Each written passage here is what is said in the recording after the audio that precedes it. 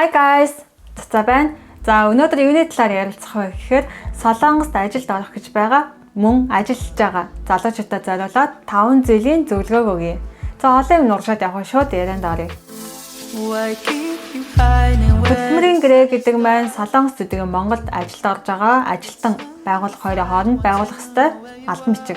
Энэ бол сонголт биш. Заавал хийх ёстой зүйл. Солонгост байгаа монголчууд маань маш гинэн, цайлган, бас хэнэггүй. Үүнээс болоод өөрийгөө огтоодог, бас бусдад хөдөлмөрөө мүлжүүлэх явдал зөндөө байдаг. Энэ байдлыг нь ашигладаг гарууч зөндөө.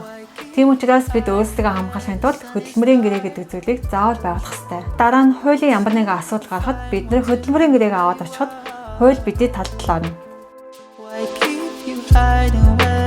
Бид нар ямар ч юм бодлохгүй зүгээр гарын үсэг зурах тохиолдол зөндөө байдаг. Би ч гэсэн анх ажлын байранд орохдоо унш танилцахгүй, сайн ойлгохгүй гарын үсэг зурах тохиолдлоос зөндөө байсан. Харин одоо цөмөрөө гэрээгээ уншаад танилцаад ойлгомжгүй зүйлээл асууцгаая. Тэгэхийн тулд бид нар гэрээн дээр ямар зүйлс тусгагдсан байх ёстойг заавал мэдэх хэрэгтэй. Би тэр листийг энд ингэж гаргаад өгье. За мэдээж хувийн мэдээлэл байх ёстой. Түүнээс гадна ажиллах хугацаа. Ихэнх компаниуд 1 жил эсвэл 2 жилээр гэрээ байгуулдаг. Одоо 2023 он дуусаад 2024 он эхлэнгүүт 1 сард гэрээгээ шинжилдэг байгууллага зөндөө байгаа. Мөн ажлын байр, би ямар мессен дээр ажиллаж байна, ямар албан тушаалтаагаар ажиллаж байна, энэ бүгд тодорхой бичигдсэн байх ёстой. Ажлын цаг, амралтын өдөр, ажиллах өдөр энэ бүгд наривчлалтай бичигдсэн байх хэрэгтэй. За хамгийн чухал нь бидний цалин байгаа. Үндсэн цалин хэдүү, нэмэгдэл цалин хэдүү, амар ярьж тохиролцсон зүйлс маань бичигдсэн байна уу?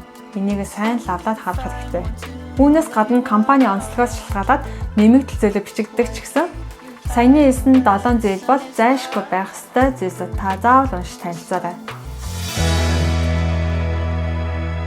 Та гэрээний хувийг авсан хэрэг аваагүй бол хувилаад авчих. Эсвэл зургийн дараад авчих. Өдөр шингүү хөлсөө гаргаж зовж олсон мөнгө маань яаж бодогдгийг та мэдгүй бол үнэхээр харамсалтай. Цалин бодох аргыг би бичлэгийн төгсгөл нэмэлтээр оруулъя. Төмөрөө наадхан хуулийн мэдлэгтэй байх ёстой. Хуулийн мэдлэг гэдэг маань хуулийн номын хөдөлмөрийн хэлбэг бүгдийг цээжлэх гэсэн үг бол биш. Адаглал үйлдвэрийн ослын даатгал гэж юу вэ? Даатгалаас бид нар яаж нэг хэмжлэг авах вэ? Илүү цагаа бид нар яаж бодоолох ёстой вэ? Иймэрхүү наацх юм бид нар өөрсдийн төлөө мэдэх ёстой зүйлүүд байгаа. Мэдэх ёстой хуулиуд байгаа. Энэ бүгдийг та мэдчихэж өөрийнхөө эрхийг хамгаалж чадна. Эцэст нь хэлэхэд энэ бүгд маань хин нэгний төлөө биш. Би өөрийн төлөө шалгаж мэдэх ёстой зүйлүүд байгаа гэдгийг дахин анхааруулж хэлье. За тэгээд амлсан ясаар үндсэн цалин яаж боддог талаар бичлэгийг оруулъя.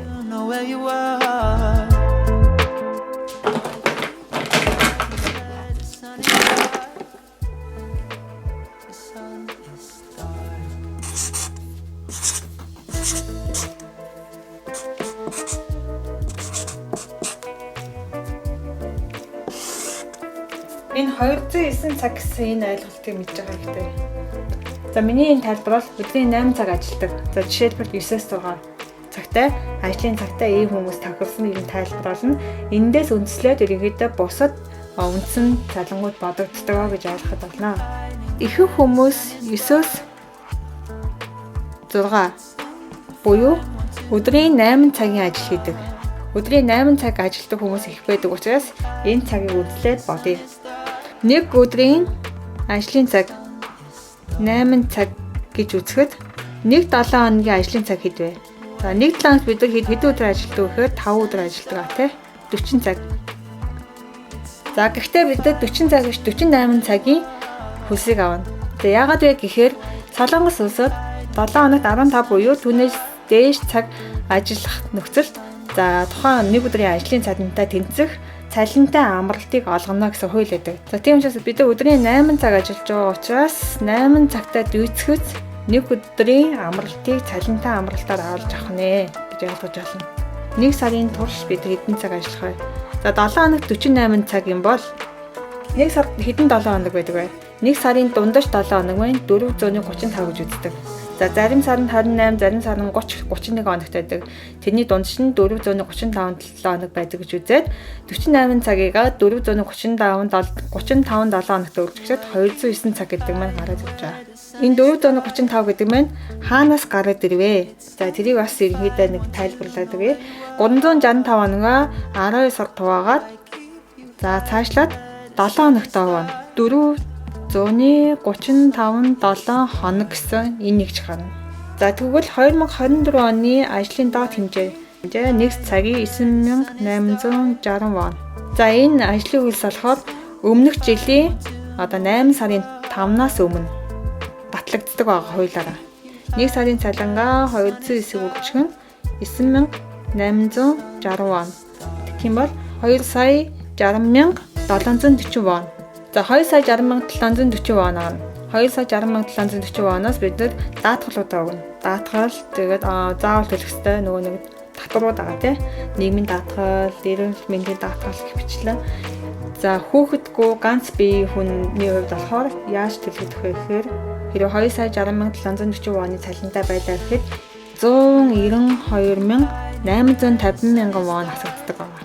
За мэдээж Монголд нийгмийн даатгал төлдөг тийм. Ийм даатгалаа төлдөг нь хүмүүс нь эндээс нийгмийн даатгал нь хасагдаад явчихна.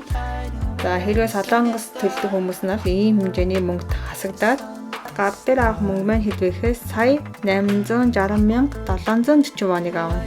За энэ болохоор одоо жишээлбэл даваагаас баасан гарагт өдрийн 8 цагаар ажилладаг. За энэ хүн болохоор цэвэр сая 860,740 воныг авах нэ. Цаашлаад орлогын албанд дөрөв эрүүл мэндийн даатгал энэ бүгд бол яаж хөвшлөгдсөн гэж яриудаас нэлээд удаан тайлбар хэрэгтэй учраас тэрний талаар би дараа боломжоор дахиад бичлэг хийнэ.